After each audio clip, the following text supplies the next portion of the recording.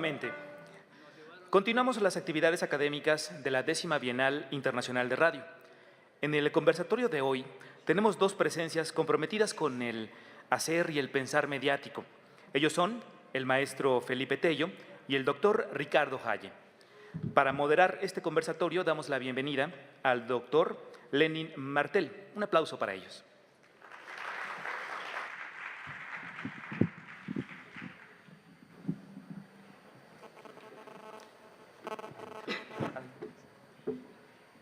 ¿Qué tal? Buenos días. Me da muchísimo gusto estar con ustedes hoy y en este conversatorio tan interesante que les vamos a presentar.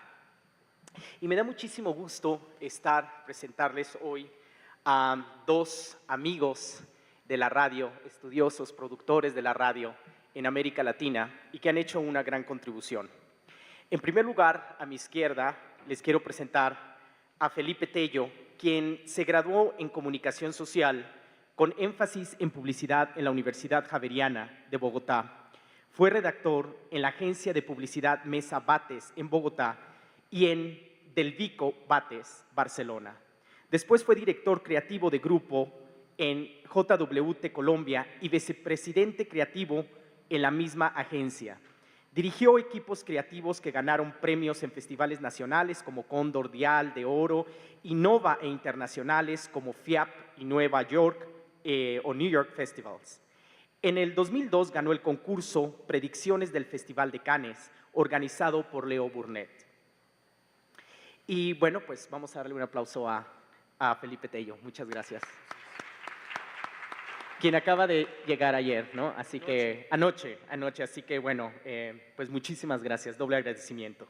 Y a mi derecha está Ricardo Haye, que es un colega argentino y es periodista y escritor y docente investigador universitario en el área de comunicación radiofónica y comunicación institucional.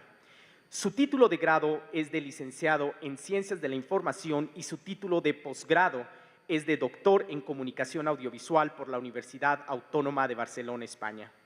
Es autor de los libros Hacia una nueva radio, la radio del siglo XXI, Nuevas estéticas, otro siglo de radio, el arte radiofónico y de numerosos artículos. Se desempeñó durante 6 años como director de la emisora universitaria Antena Libre FM. Además de sus clases en la universidad, impartió seminarios y talleres de comunicación radiofónica, comunicación comunitaria y comunicación institucional en su país, en Ecuador, Venezuela, México y en España, donde además dictó cursos de posgrado. En 2004 fue uno de los creadores del Laboratorio Experimental de Arte Radiofónico LEAR, que posee una subsede en Buenos Aires y otra en General Roca, Río Negro. Pues también un gran aplauso, por favor, aquí a Ricardo Haye. Y en este conversatorio hoy queremos centrar pues esta plática sobre dos temas muy interesantes. Uno es la narrativa y otro es lo transmedia. Y en tercer lugar, el papel de la radio y de la producción y la programación radiofónica en lo transmedia. Hemos visto que la narrativa es algo muy ligado al ser humano desde el Cromagón, ¿no? Desde que empezamos a desarrollar el lenguaje, el pensamiento y cómo la lengua fue muy importante y la narrativa fue muy importante para el desarrollo de la evolución humana. Creo que estamos hablando hoy de la condición humana, ¿no? Y pues cómo se está transformando esto y enriqueciendo la cultura. Entonces es un concepto que a mí me interesa mucho hoy dialogar y empezar a dialogar sobre esto. Ricardo.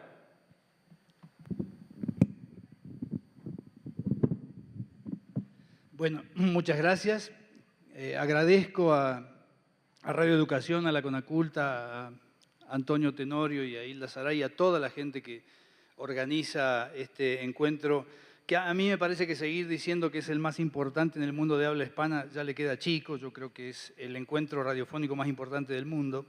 Y para mí, que vengo por quinta vez a la Bienal, siempre es un motivo de gratificación y de sentirse bien por la cordial recibida que siempre nos dan los anfitriones mexicanos. El concepto de narrativa, yo coincido plenamente con lo que has dicho, Lenin. Me parece que este modo de elocución que encadena sucesos en el tiempo, que es la narrativa, tiene mucho que ver con el espacio convocante, con el tema de la radio, de lo radiofónico. A mí también me gustaría pegarme un viajecito, digamos que de 5 millones de años más o menos, y estudiar cómo la narrativa se convirtió en determinante en la evolución de lo que iba a terminar siendo el ser humano que conocemos hoy. Y a mí me parece que desde entonces la humanidad nunca dejó de contar, vivió contando. Hay un diálogo fantástico que tiene como protagonista a Protágoras, y dice que Protágoras llega al aula y le pregunta a los discípulos, bueno, ¿qué quieren escuchar? ¿Un mito o una argumentación lógica? Y los estudiantes le dicen, no, maestro, usted disponga, lo que usted diga estará bien.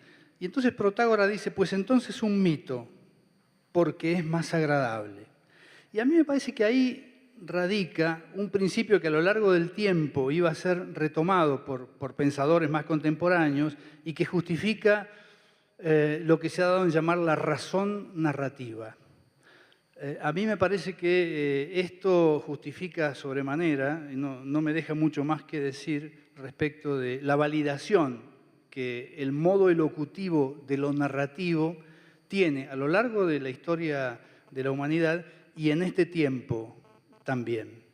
Y el tema de la temporalidad lo asocia nítidamente con la radio, porque la radio es un medio comunicativo que está inscripto en las coordenadas del tiempo. Y nada hay más natural, entonces, que si manejamos tiempo, que narremos. Infortunadamente, hace algunas décadas, la radio fue abandonando voluntad de relato, fue abandonando capacidad de relato. Y esto no nos habilita de la mejor manera para encarar ahora el tema del transmedia.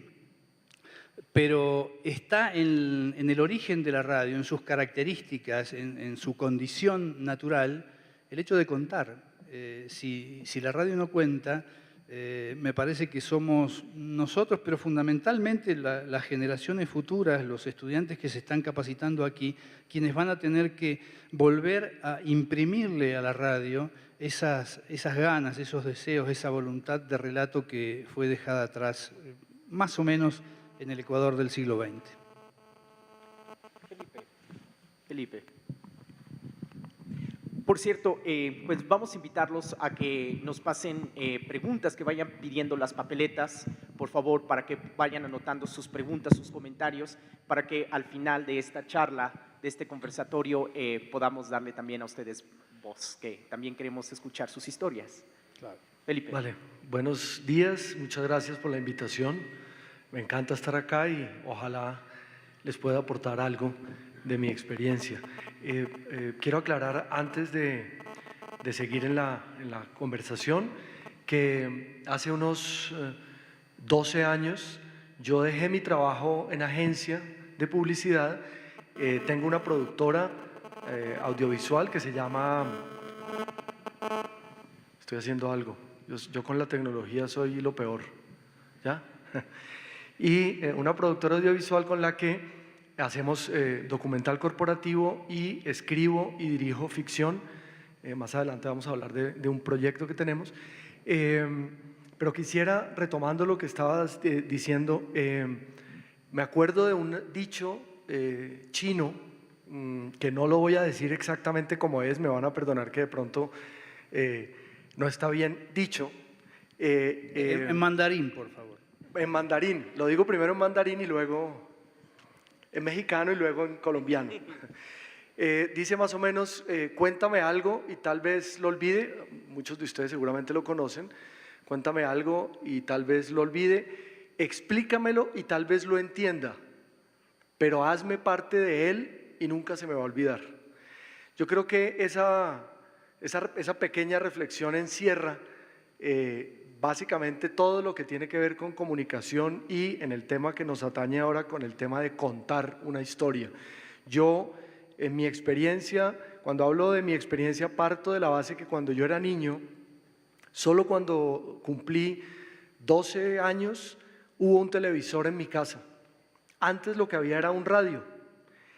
Y nosotros oíamos, cuando queríamos ver algo en televisión, que era por ejemplo el reinado de Miss Universo o el Mundial de Fútbol, cuando yo vi jugar a Brasil en México 70, razón por la cual soy hincha futbolístico de Brasil, pase lo que pase, ¿verdad? El recuerdo del 86 de México es mejor, ¿eh? Sí, por lo menos sí, para mí. nada. Soy un doliente, como he sido doliente de Colombia durante toda mi vida. Y recuerdo que la relación mía era, con las historias, era una relación básicamente, cuando queríamos ver estos eventos, repito, íbamos a donde el vecino del barrio, que era el único que en la cuadra tenía televisor. De resto, oíamos radio. Y mi relación con los relatos era básicamente de la imaginación. Yo oía a Calimán, que algunos de ustedes lo conocen. Yo oía a las aventuras en una serie que se llamaba La Ley contra el AMPA, que era como una especie de antecesor milenario de todas las series criminales que se ven en televisión, etcétera. Y yo creía lo que oía. Quiero decir, si a mí me decían que Calimán estaba en el Tíbet a punto de lanzarse desde el risco de un monte impresionante, yo creía que era así. Yo decía, qué frío que debe tener ese man, por ejemplo. Y siempre viví con una relación muy cercana a la radio. Me llamó mucho la atención que a medida que fui creciendo, en Colombia desapareció el drama radial.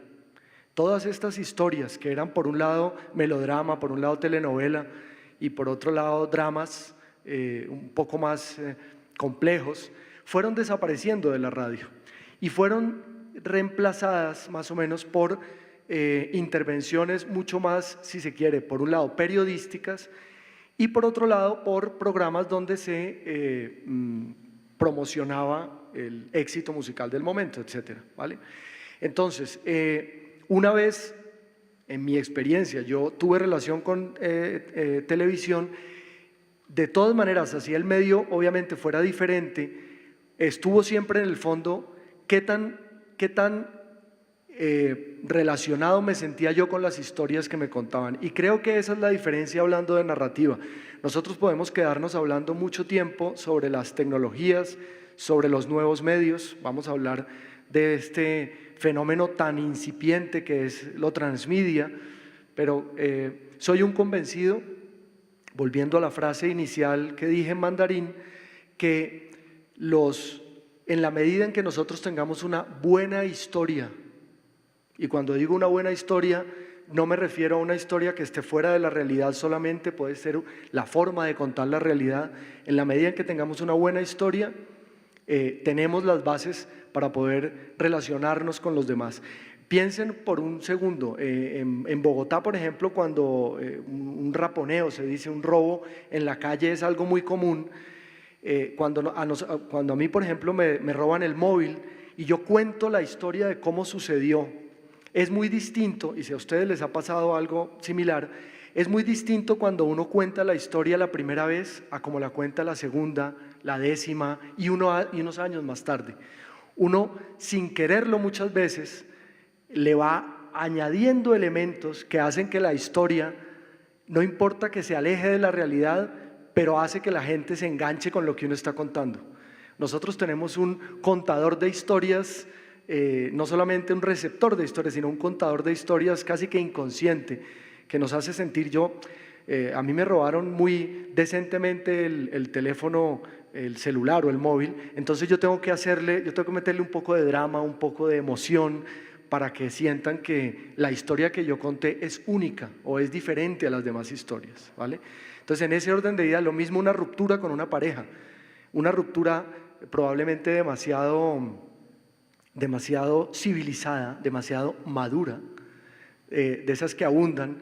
Es tal vez, la risa responde a eso que acabo de decir, probablemente sea más aburrida, probablemente haya que meter un poco de sangre. Hay un dicho en mi país que puede sonar un poco terrible, que dice que es mejor, alguna mamá me lo dijo, es mejor limpiar sangre que limpiar babas, para contar cómo los niños que son mucho más atrevidos son mucho más interesantes que los que son más pasivos.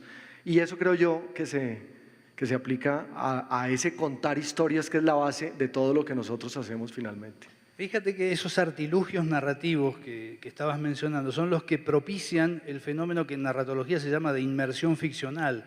Cuando uno está dispuesto a suspender voluntariamente la incredulidad y te entregas al relato. Lo que me vayan a contar está bien, aunque sea una invasión de marcianos llegando en la noche de Halloween. Yo creo que esas son las capacidades que la narrativa nos ha ido dando a lo largo del tiempo y que nos permite que hoy seamos oyentes o receptores de relatos mucho más audaces, capaces de visualizar una película al revés, como hizo Christopher Nolan con Memento, y entenderla.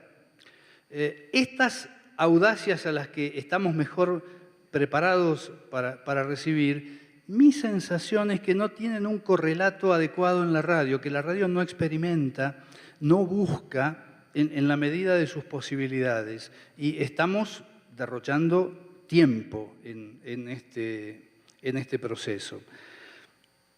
Si quisiéramos pasar al tema del transmedia, que es algo que está más allá del multimedia, que ya no es la adaptación de un mismo texto de un dispositivo al otro, ya no basta con trasladarlo. Acuérdense, cuando aparece el cómic de Tarzán a comienzos del siglo XX, después salta a unas 80 novelas que se hicieron sobre eso, salta a series de televisión y salta al cine, no estábamos trascendiendo la instancia del multimedia.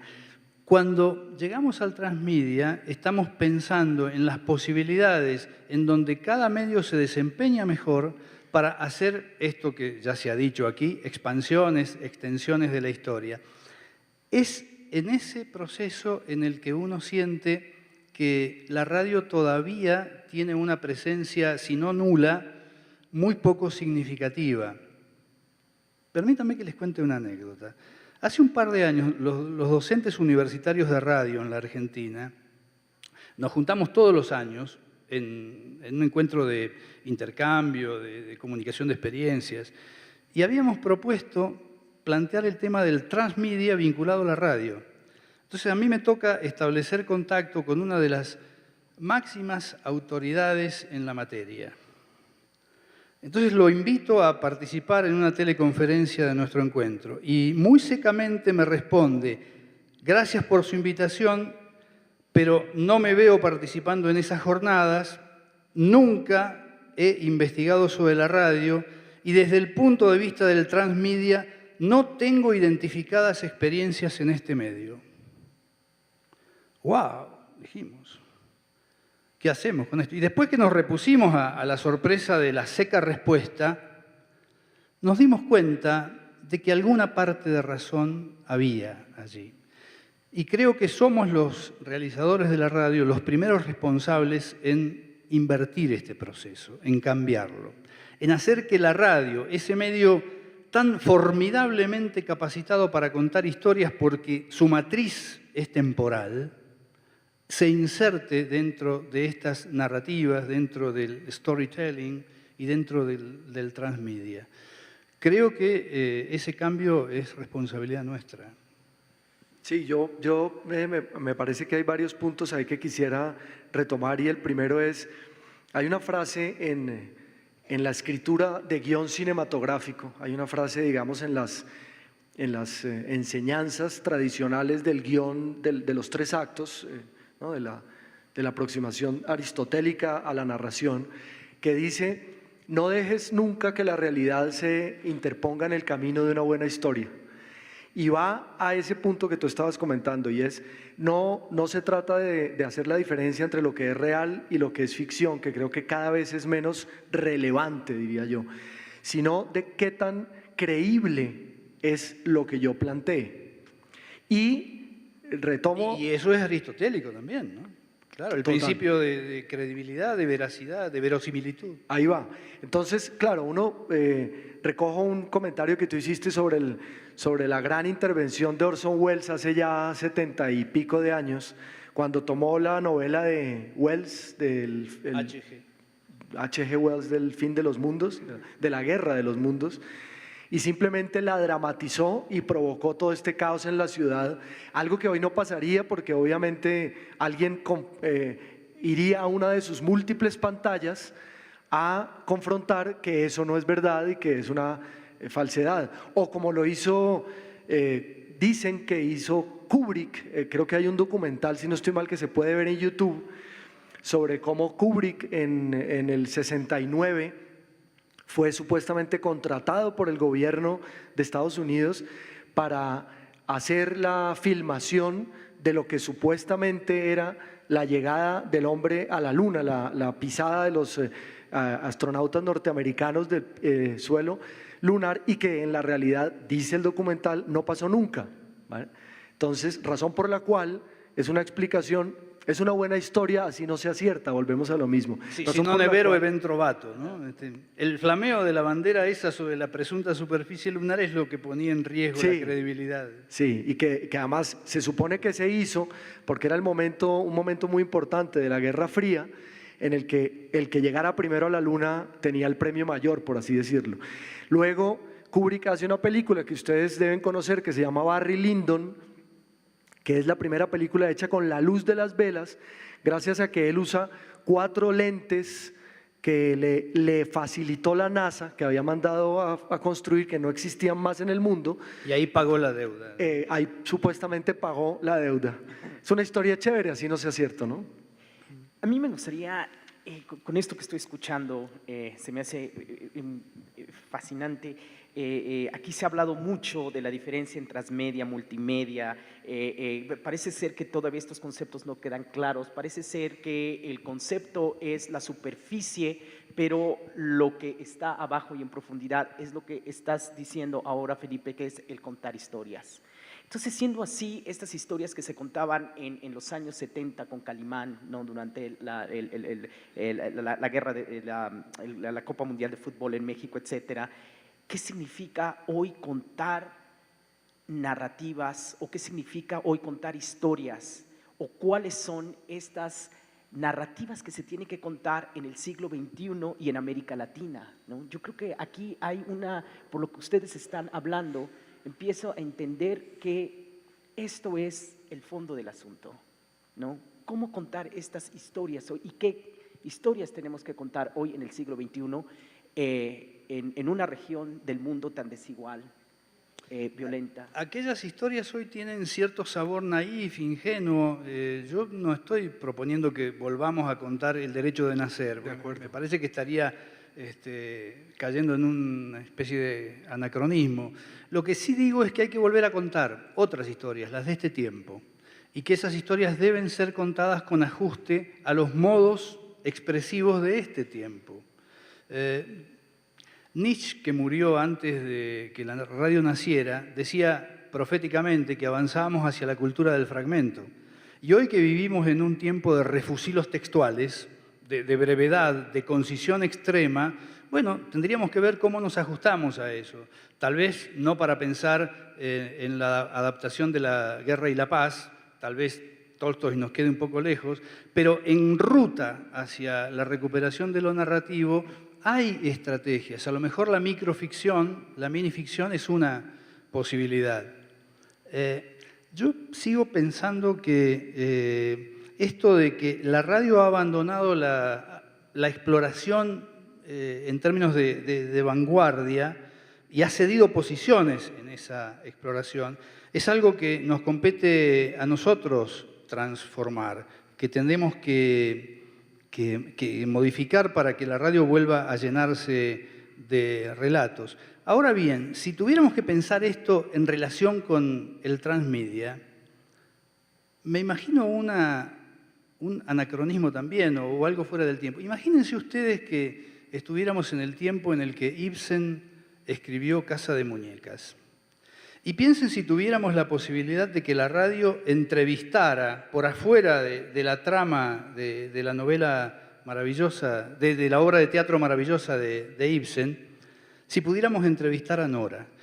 Imagínense si el entrevistador fuera el español Jesús Quintero, un tipo que maneja la entrevista con una ductilidad sorprendente. Yo digo, ¿por qué la radio tiene que quedarse afuera de este fenómeno? Imagínense ustedes que si tuviéramos la posibilidad de realizar El País de Octubre de Bradbury en cualquier soporte y que la radio se plegara a eso y tuviera la ocasión de contar otras historias en los mismos escenarios oscuros que planteó Bradbury en El País de Octubre. ¿Por qué la radio tiene que estar ausente de todas estas movidas? ¿Por qué nosotros, que estamos tan bien dotados para contar, nos vamos a quedar ausentes de esto? Me parece que nosotros tenemos que empezar, además de a participar en estas instancias, a generar las nuestras propias, en donde la piedra basal podría ser incluso radiofónica. Yo lo he hecho con mis estudiantes durante los últimos 2 años y las historias que ellos fabularon en torno de pequeñísimos disparadores que les dimos fueron extraordinarias. Y como yo lo sé, me gustaría que Felipe nos cuente su proyecto de Transmedia, en donde la radio también es una alternativa contemplada. Vale, sí, gracias. Antes de eso quisiera aclarar un detalle, y es que hace unos 5 años, nosotros lo que vamos a ver ahora es solamente un episodio que dura más o menos 45 minutos, es breve. No, está bien, es un tráiler que dura 1 minuto, hermanos, ya, frescos. No asustarse. No hay problema, que no haya pánico.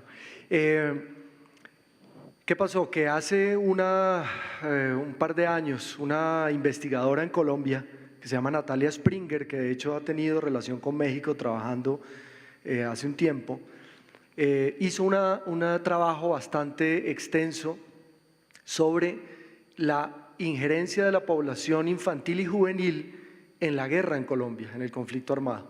Y encontró, entre otras muchas cosas, encontró un dato que es bastante importante. Es el hecho de que más o menos el 40% de los ejércitos ilegales en Colombia está conformado ya sea por menores de 18 años o por personas que ingresaron antes de cumplir 18 años, que es la edad de la adultez supuestamente, legalmente, por ejemplo, en Colombia.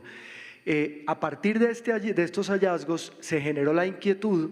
Yo tuve la oportunidad de conocer a Natalia y había la inquietud de que el estudio no se quedara en un estudio que se presentaba en un evento, lo utilizaban los académicos y ya. Y decidimos contar una historia. Decidimos escribir una historia de ficción que se la resumo simplemente en un barrio, hablando de la periferia, de lo que veíamos en la exposición anterior.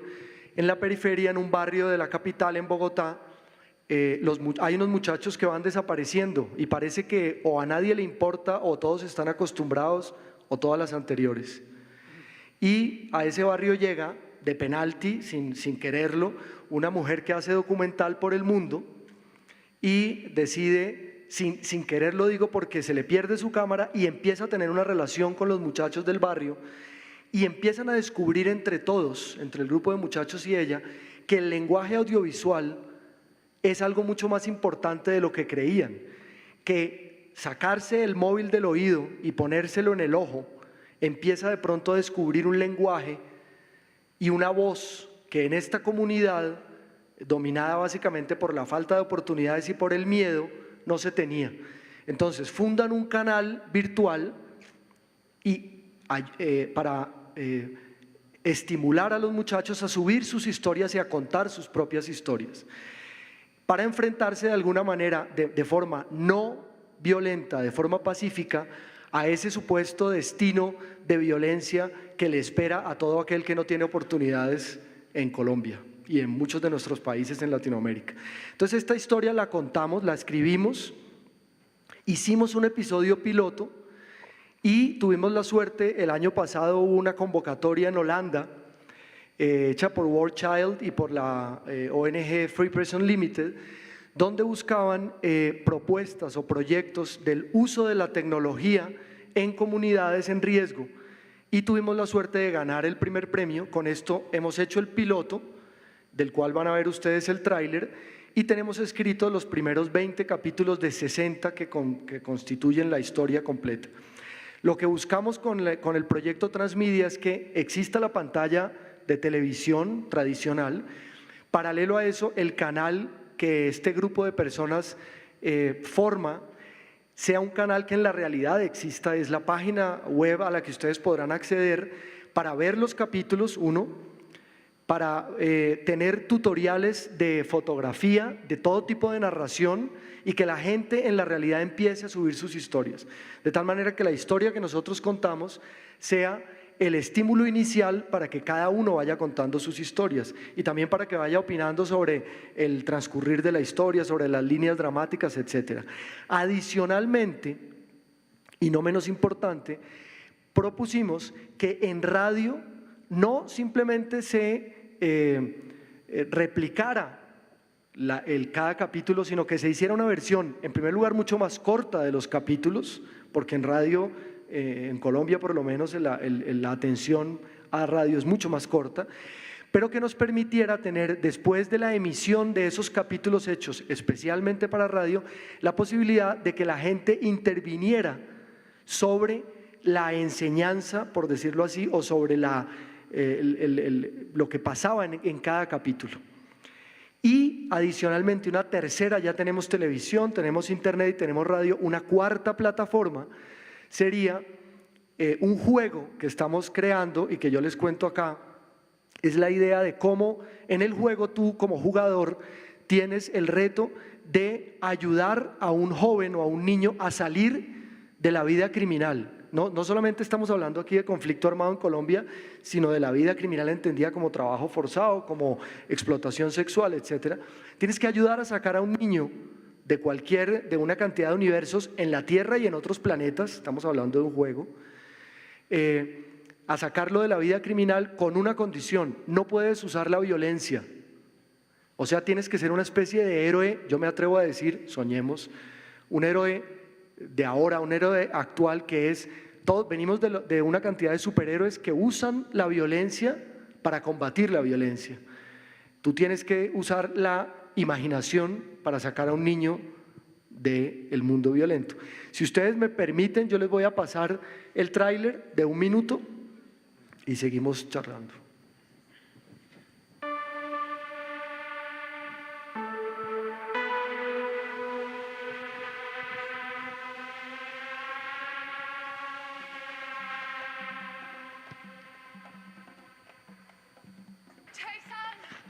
Disciplina.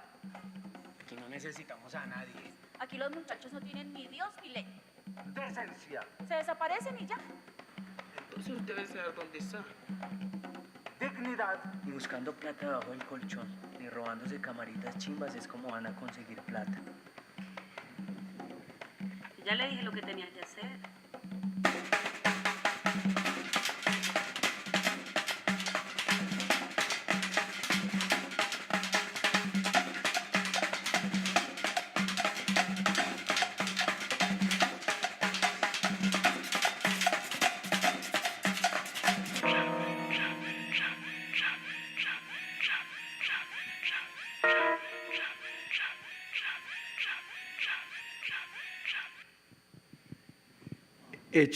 Producido este piloto de 30 minutos, estamos buscando la financiación para producir los restantes 59 episodios de 1 hora de duración y la implementación de la página de internet, la producción de radio. Para eso tengo que aclarar algo. El año pasado, en una reunión de la red de radio universitaria, yo tuve la suerte de conocer unas personas de la UNAM que se han mostrado interesadas en coproducir toda la parte de radio, toda la parte de la plataforma de radio, lo cual para nosotros es una suerte. Entonces vamos a ver de qué manera vamos consolidando eso. Hay una intencionalidad en el trabajo que plantea Felipe, que me encanta encontrar, porque nos trae para otro terreno una producción transmedial que a mí me parece que está demasiado hegemonizado, demasiado bajo la égida de la concepción mercantil, comercial. A mí me molesta profundamente la expresión prosumidor. Más allá de que me asigne la condición de productor, también me está tirando por la cabeza el hecho de ser consumidor. No quiero que me caractericen así, no me interesa. Me parece que deberíamos dejarla atrás. Es una referencia muy explícita al mundo de lo comercial, de lo mercantil. Me parece que sobre todo desde lo público y desde la institución que me toca representar, la universidad y las emisoras universitarias que constituyen una red muy nutrida en América Latina, estamos hablando de más de 100 o 150 emisoras universitarias, tenemos que encontrarle algunas otras aplicaciones al transmedia, que vayan más allá de lo puramente comercial y que exploten, porque el transmedia, lo decíamos con algún colega esta mañana, tampoco es una obligación, no estamos obligados a hacer transmedia, pero si lo vamos a hacer, podemos utilizar, además de los soportes que ya empiezan a ser tradicionales dentro del transmedia, podemos utilizar otros. Y a mí se me ocurre que expandir la narrativa se puede hacer también en las plazas con los cuentacuentos, o se puede hacer con las carteleras escolares, o con las carteleras callejeras.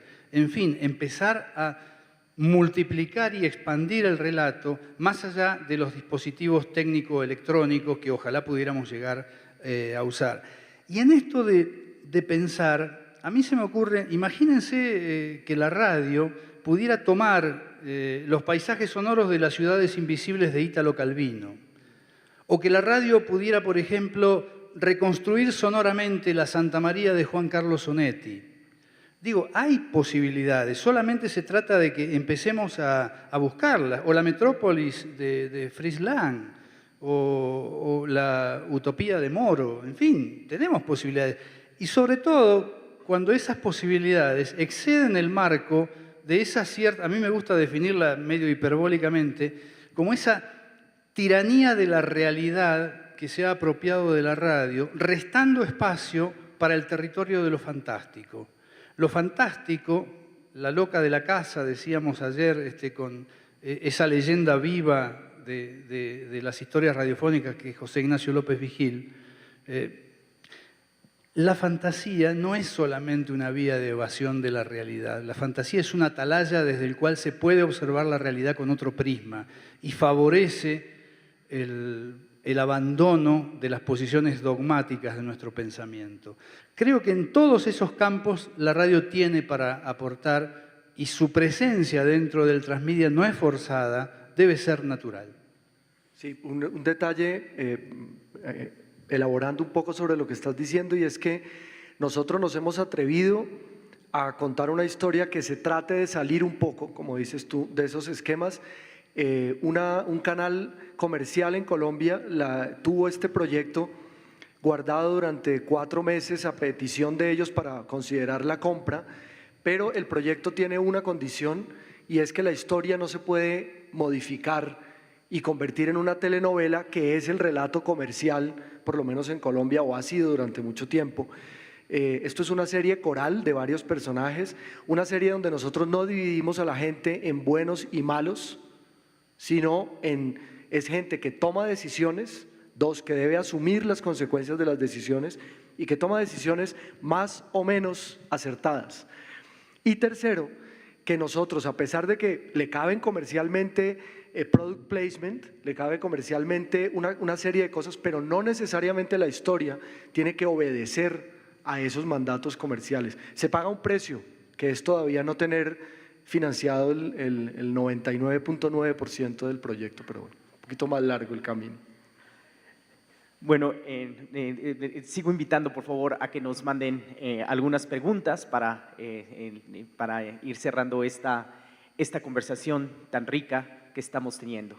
Y paso, Ricardo, continuando con esta conversación, justamente esto que estás hablando de la diferencia, ¿no? de cómo no parecernos, ¿no? a nuestro propio discurso, cómo no hace rato hablamos, antes de empezar este conversatorio, hablamos acerca de esto, ¿no? Y justamente es quizá ahí la propuesta de la que tú estás hablando, Felipe. Sí, a mí me parece que la radio está afectada por cierto virus de la igualación. La radio lucha por parecerse mucho, cada una de las radios, pero es peor aún. Mi sensación es que, con las honrosas excepciones que existen, por supuesto, toda generalización entraña riesgos, me parece que la radio lucha demasiado por parecerse a sí misma las 24 horas del día, 7 días a la semana, 365 días al año. Y esto determina que si en una emisora a las 11 de la noche hay un ciclo deportivo, en la emisora que compite pondrá lo mismo. A mí me parece que estaría bueno que una tercera emisora programe otra cosa, que intentemos empezar a volver a la diversidad estilística y semántica que la radio tuvo en otra época. En ese sentido, la maravillosa película que Woody Allen hizo en 1988, Radio Days, es muy ilustrativa y se ajusta muy bien no solo a la realidad de los Estados Unidos de entre 1938 y 1944. Por esos años, en mi país la radio era muy parecida y yo imagino que en Colombia y en México debe haber sido aproximadamente igual. Y esa radio generalista, por excelencia, que se dijo aquí en la primera jornada, creo, era un mueble bellísimo de madera lustrosa que ocupaba la centralidad de la escena hogareña. Esa radio convocaba a toda la familia. Después llegó algún ingeniero japonés, inventó los transistores, la radio se abarató, se miniaturizó y se hizo de portación individual. Y cada cual escuchó la radio a solas. No es que vayamos a volver a construir un mueble que ocupe la centralidad de la escena, pero la radio tiene la obligación de volver a generar discursos que den que hablar, discursos que sean convocantes, que alienten la agenda conversatoria de la gente. Si lográramos eso, me parece que la radio crecería. Raúl Trejo dijo días pasados en otro encuentro en el que coincidimos que el diálogo estaba en decadencia y que por eso la radio corría peligro. Si fuera así, solo ese diagnóstico nos habilita a poner más energías aún en recuperar la fortaleza del diálogo a través de la radio. No, pero que yo jamás digo ahí, esto fue concluyente. Bueno, estoy totalmente de acuerdo. Pero ven, quiero aclarar una cosita, y es que se me ocurría cuando tú estabas hablando, para hablar de ese poder, si uno dijera que a pesar de que estamos mediatizados por un mundo, llamémoslo multipantalla, como dice Lipovetsky en su libro que yo les recomiendo, que se llama La pantalla global, donde dice que hoy más que nunca el cine está más vivo por la cantidad de pantallas a las que nos enfrentamos. Pero si fuera verdad, digo yo, acá desde la cocina, como decía mi abuela, que si es verdad que la pantalla neutraliza o elimina las otras posibilidades de diálogo, de interacción, entonces, por ejemplo, la pantalla estrictamente como generador de imágenes visuales, digo, sería imposible que cosas como el WhatsApp o como el chat, sería imposible que existiera, y es todo lo contrario. Nosotros sí escribimos, nosotros sí oímos. Hagamos por un día el ejercicio. Supongamos que somos un grupo de amigos y nos vamos a un paseo a un sitio paradisíaco en las afueras de la ciudad. Un sitio hermoso, vamos con la gente que queremos ir, de esas oportunidades que casi nunca tenemos, ¿cierto? Hay un paseíto, en Colombia le decimos un parche de amigos se va afuera. Y alguien llega a una cabaña donde alguien hace la pregunta más importante. ¿Por qué se ríen? ¿Cuál es la pregunta más importante? Pues bueno, alguien puede pensar que la pregunta más importante es ¿dónde voy a dormir? O ¿qué hay de comer? O ¿alguien trajo? No, yo creo que la pregunta más importante hoy es ¿alguien ha visto un enchufe?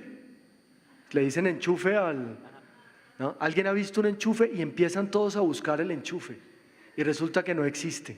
Entonces hay un peligro grandísimo porque uno dice ya estoy fregado, como decimos en Colombia, estoy en pelota, estoy desnudo porque no puedo usar ninguna de las pantallas, no hay luz. Llega la noche, nadie puede desconectarse o conectarse, como lo quieran decir, a una pantalla. Entonces, ¿qué queda? Radio Bemba, Radio Bemba. Nos toca ponernos a hablar y nos toca ponernos a qué, a contarnos las historias.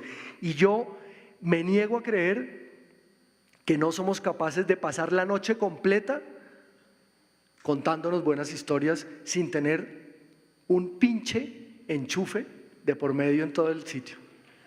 Claro. Si retrocedemos un poquito más en el tiempo, esa centralidad de la radio vino a sustituir otra centralidad, la del fogón, en torno del cual se desgranaban historias. Parecemos dos nostálgicos de épocas que ni siquiera nos tocó vivir. No somos. Pero de todas maneras, levantemos una lanza por el volver a contar historias en un entorno colectivo, además, ¿no? Ahí va. Tengo una pregunta aquí de Coyoacán, Distrito Federal. La voy a leer textualmente. Dice, si la narrativa en radio es más pequeña que en otros medios, ¿eso no le quita la posibilidad de descripción y detalle? No sé si es más pequeña. Yo sí creo que es más pequeña. Cuando uno analiza la producción de los grandes gurús de la narrativa actual, que son las televisoras de pago, se encuentra con que estamos a mucha distancia de ellos. Hoy en día, la radio que se vació de relato conserva una sola instancia de fuerte acercamiento al relato, que son los partidos de fútbol. Duran casi 120 minutos. Pero claro, es un relato en donde el narrador no controla los hechos. Los hechos son predeterminados por 23 voluntades ajenas a él, 11 de cada equipo y uno que arbitra.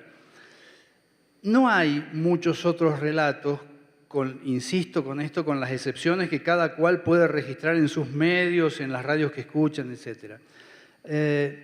En la medida en que desaparece la práctica narrativa, es muy posible, hay que reflexionar en esa pregunta, que algunas otras prácticas de elocución, como la de la rica descripción que proponen, por ejemplo, los paisajes sonoros, también tengan una presencia minoritaria en la radio.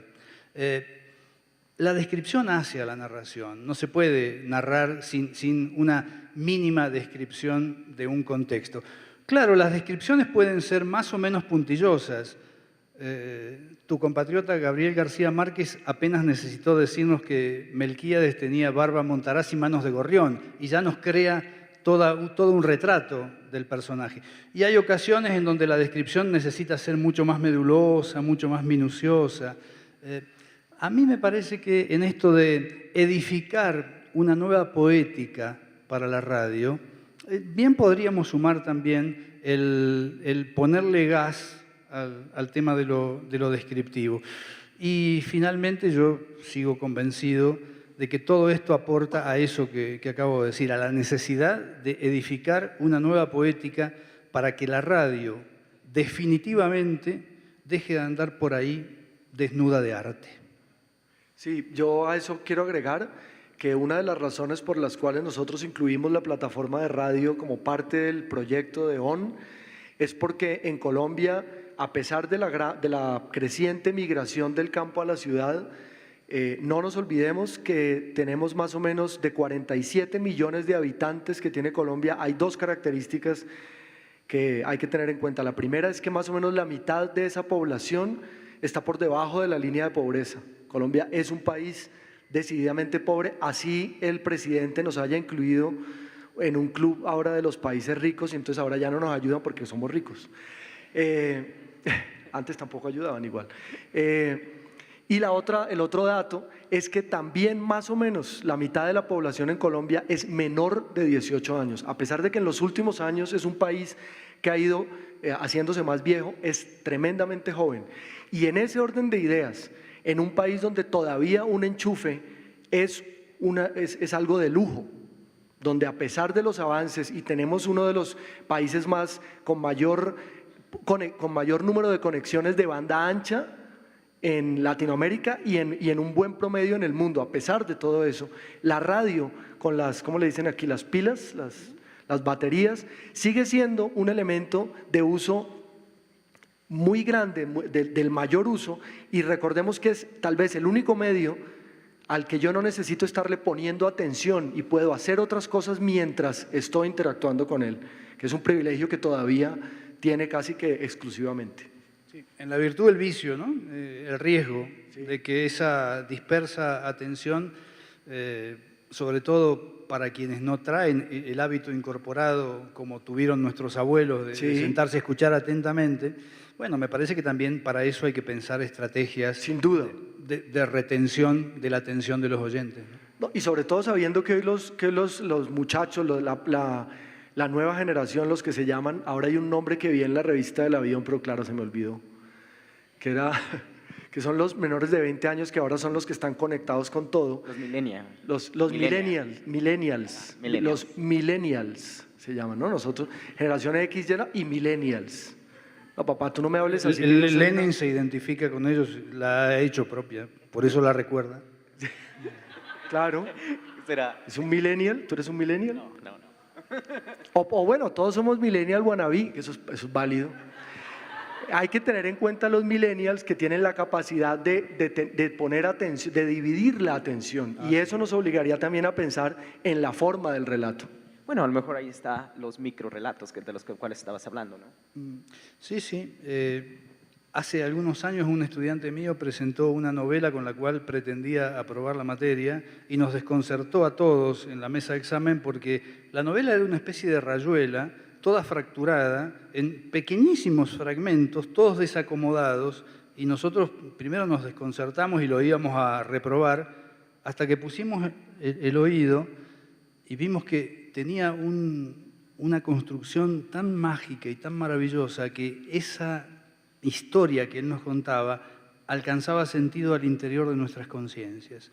Uno la rearmaba.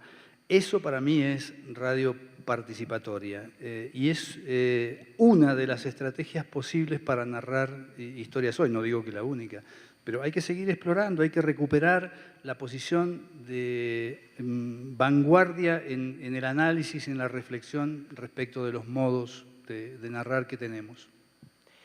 Me da mucha pena interrumpirlos, pero el tiempo se ha agotado. Sí, apenas va empezando esto, ¿no? Pues la Bienal va a continuar, pero ojalá que se siga calentando esta discusión, que de verdad agradezco mucho estos postulados, estos argumentos, estas líneas de pensamiento que nos han dado hoy, y me quedo con algunas cosas que quiero reiterar. Cómo generar una nueva poética de la radio, cómo diseñar un discurso y cómo generar un discurso que finalmente es un relato, ¿no? Cómo generar una credibilidad en el relato hoy en día, ¿no? Me hace pensar en la precisión, en las fuentes. Y cómo generar un diálogo, ¿no? Ahí creo que está la recuperación de la radio, y creo que ahí la radio tendría que ser este pivote en toda esta amalgama de medios, que no sabemos todavía si es transmedia, multimedia, etcétera. La microficción en el siglo XXI, lo importante que estuvieron ustedes hablando, cómo diseñar un discurso que finalmente es el relato. Y, en fin, y sobre todo cómo salir de los esquemas, cómo volver a la diversidad, cómo buscar los relatos de la gente que cuenta historias en la calle, cómo recuperar los sonidos de la calle. Estos postulados nos harán ayudar a conceptualizar de mejor manera la noción de la radio en lo transmedia. Y finalmente me quedo con esta frase: hazme parte del relato y nunca se me va a olvidar. Muchísimas gracias por sus pensamientos.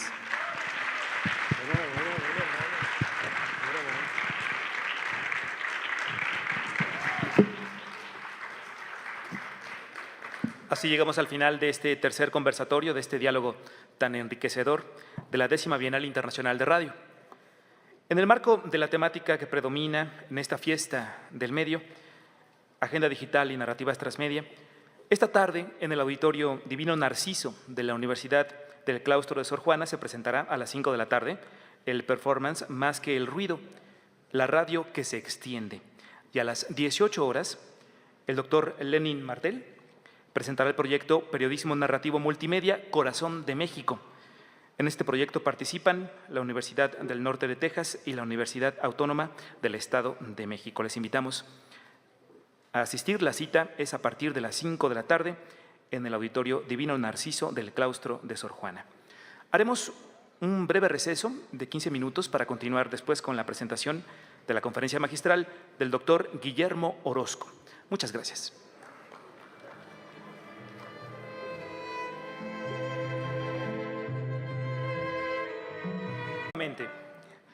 Continuamos las actividades académicas de la 10ª Bienal Internacional de Radio. En el conversatorio de hoy tenemos dos presencias comprometidas con el hacer y el pensar mediático. Ellos son el maestro Felipe Tello y el doctor Ricardo Haye. Para moderar este conversatorio damos la bienvenida al doctor Lenin Martel. Un aplauso para ellos.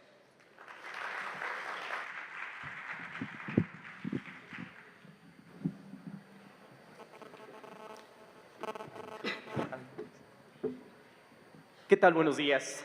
Me da muchísimo gusto estar con ustedes hoy y en este conversatorio tan interesante que les vamos a presentar.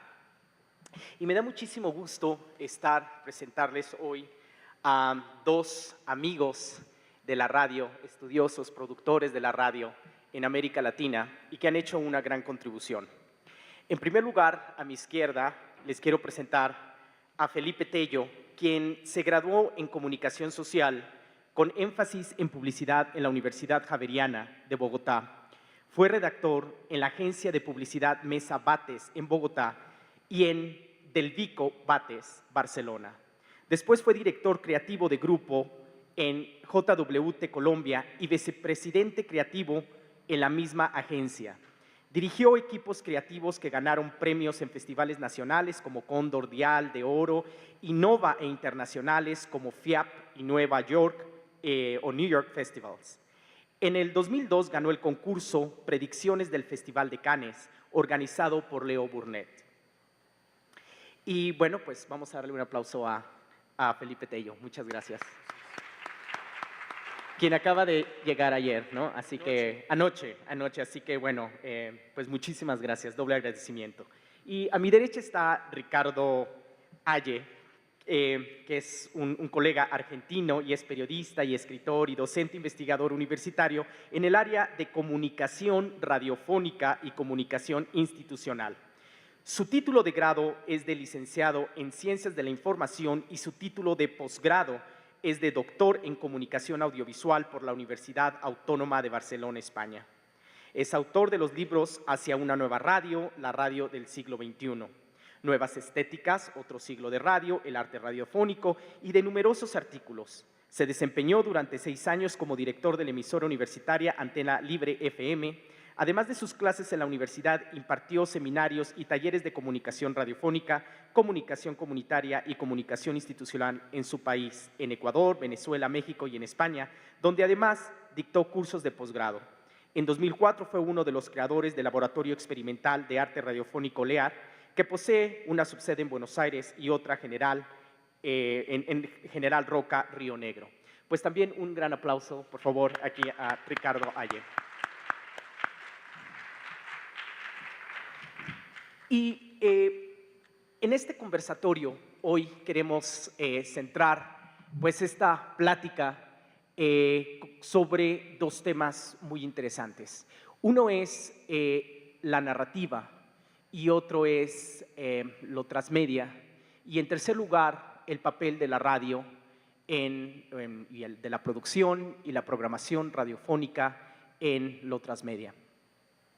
Hemos visto que la narrativa es algo muy ligado al ser humano desde el Cromagón, ¿no? Desde que empezamos a desarrollar el lenguaje, el pensamiento y cómo la lengua fue muy importante y la narrativa fue muy importante para el desarrollo de la evolución humana. Creo que estamos hablando hoy de la condición humana, ¿no? Y pues cómo se está transformando esto y enriqueciendo la cultura. Entonces es un concepto que... de lo que iba a terminar siendo el ser humano que conocemos hoy. Y a mí me parece que desde entonces la humanidad nunca dejó de contar, vivió contando. Hay un diálogo fantástico que tiene como protagonista a Protágoras y dice que Protágoras llega al aula y le pregunta a los discípulos, bueno, ¿qué quieren escuchar? ¿Un mito o una argumentación lógica? Y los estudiantes le dicen, no, maestro, usted disponga, lo que usted diga estará bien. Y entonces Protágoras dice, pues entonces un mito, porque es más agradable. Y a mí me parece que ahí radica un principio que a lo largo del tiempo iba a ser retomado por pensadores más contemporáneos y que justifica lo que se ha dado en llamar la razón narrativa. A mí me parece que esto justifica sobremanera, y no me deja mucho más que decir respecto de la validación que el modo elocutivo de lo narrativo tiene a lo largo de la historia de la humanidad y en este tiempo también. Y el tema de la temporalidad lo asocia nítidamente con la radio, porque la radio es un medio comunicativo que está inscripto en las coordenadas del tiempo. Y nada hay más A mí natural. me interesa mucho hoy dialogar y empezar a dialogar sobre esto. Ricardo.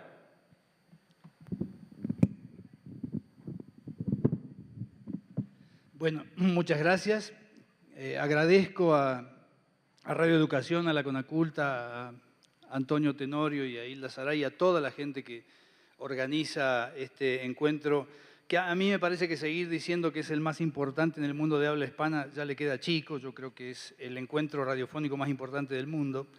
Y para mí, que vengo por quinta vez a la Bienal, siempre es un motivo de gratificación y de sentirse bien por la cordial recibida que siempre nos dan los anfitriones mexicanos.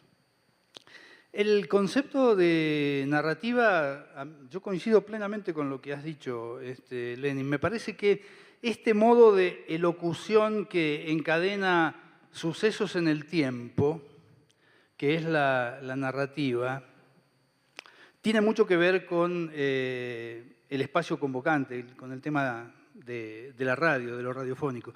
A mí también me gustaría pegarme un viajecito, digamos que de 5 millones de años más o menos, y estudiar cómo la narrativa se convirtió en determinante en la evolución